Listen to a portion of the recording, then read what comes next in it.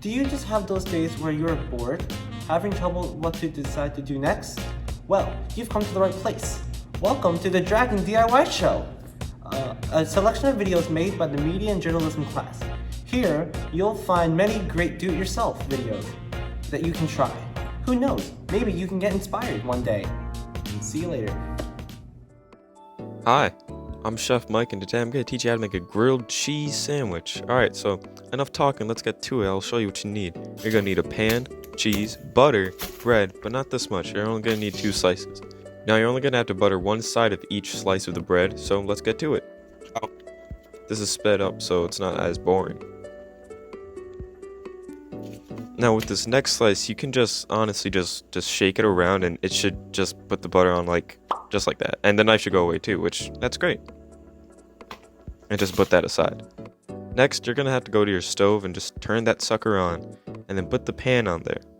Now we need to get the pan really hot since we're gonna be cooking this grilled cheese. And also don't forget you need a spatula to flip the grilled cheese, and don't use your hand because it's gonna be hot. See how hot the pan is, and once you think it's hot enough, put one slice of bread butter side down on the pan just like that. That's perfect. And then add your cheese. Next, put the other slice of bread butter side up. And don't burn yourself like I did. And flip it. Let's see how it's looking. Looking pretty dang good. And don't mess up like I did. I didn't mess up, I'm joking. I like to just press my sandwich down a lot so it gets this nice golden crust all over. I just do this a lot until I like it, and there we go. Now let's put this on a plate and dig in. I like how that looks. Not too burnt, but hey, chill. What's wrong with you? I'm the chef, you're not. Alright, now let's cut this bad boy in half. Oh yeah, that's what I like to see. Alright, let's go take a bite. Let's dig in. It's pretty dang good.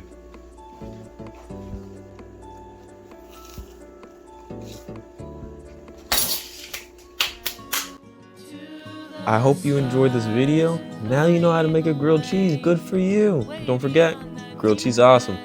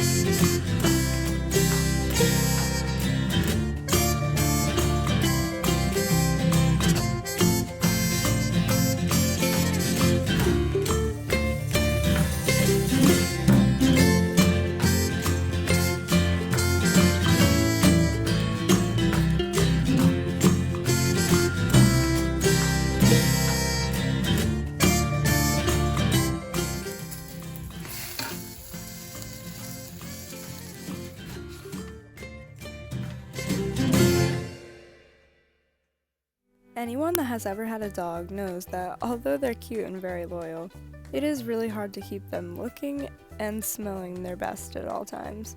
But today I have a solution for that. Introducing DOGGIE Dry Shampoo. To make this, you will need cornstarch, tea tree essential oil, baking powder, and any other pet-friendly oil, but today I'm using Balance. Once you've gathered all of the ingredients, add a cup of cornstarch into any bowl or container that you have. Next, add a quarter cup of baking powder. Once you've done that, you're going to add 10 drops of the tea tree essential oil and another 10 drops of a pet-friendly essential oil of your choice. Once you've done all of that, it's time to start mixing. But don't worry about mixing it too thoroughly because the next step will cover that for us. Empty the contents into a jar, dredger, or shaker and start shaking it. Now you can put it on your dog and just rub it in, and there you have it, doggy dry shampoo. I know that my dog Buddy and my other 3 dogs love it, and I hope that yours do too.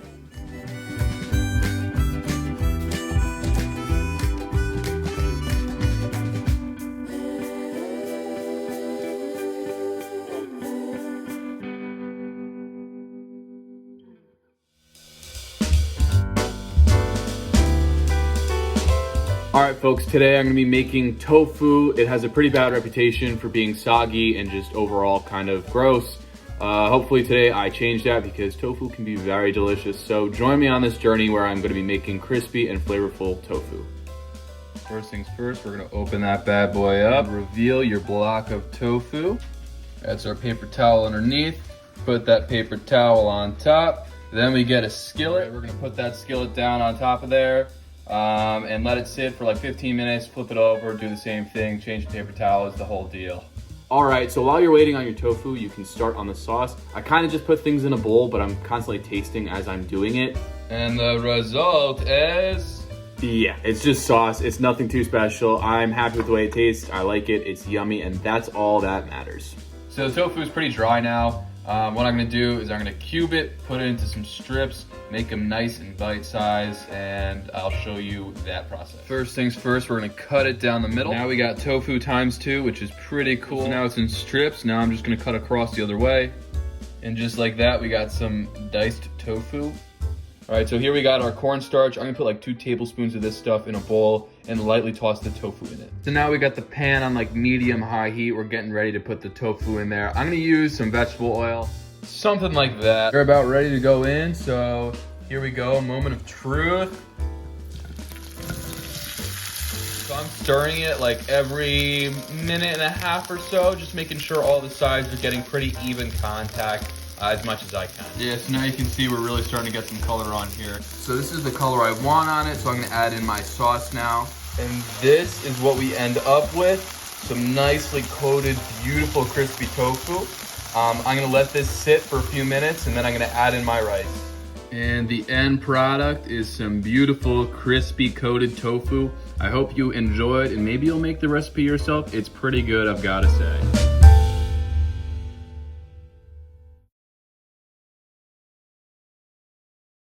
Hello everyone, welcome to this DIY video, and in this DIY video, I'm going to be teaching you how to play a small section of Be My Mistake by the 1975. Now, for this, I have my cape on the 4th fret because Matthew Healy plays this version live, which I think sounds awesome. So, let's get into this. So the first chord you want to make is a C. The next chord you want to play is an F. Repeat that a few times, and then at the very end, play a G, and then play an F again. With your C and F chords, there's a bit of a hammer-on the 2nd fret. You don't have to do it, but I find it easier just to play the chords itself. So now, in the end, it should sound like this.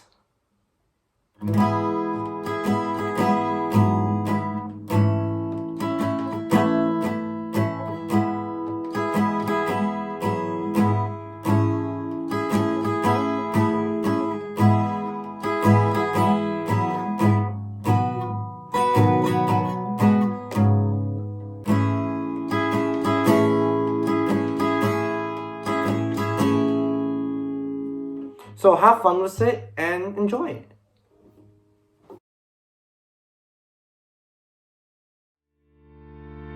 Everyone loves stickers, but why would you pay for them when you could make them yourself? These DIY stickers are super easy and fun to make. All you need to make these stickers is parchment paper, a roll of packing tape, printed out drawings or pictures. These are just some things that I drew, really simple, and a pair of scissors.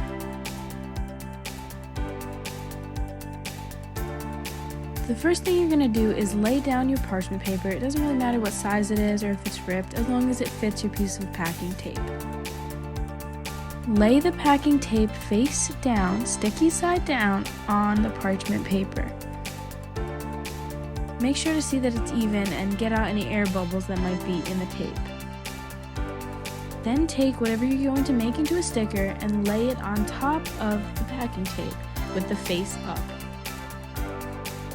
Then take another piece of packing tape, big enough to cover the pictures, and lay it on top, making sure the packing tape overlaps over the bottom layer of packing tape. Again, make sure it's even and get out any bubbles that you might see. Then cut them out, making sure that there's about 1 centimeter of space between the picture and the edge of where you're cutting.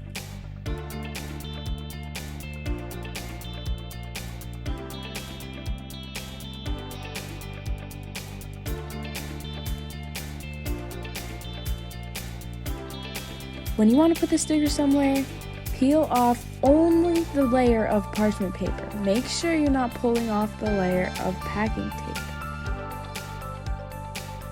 It might be a little hard to do at first, but after a minute of picking at it, it will come off.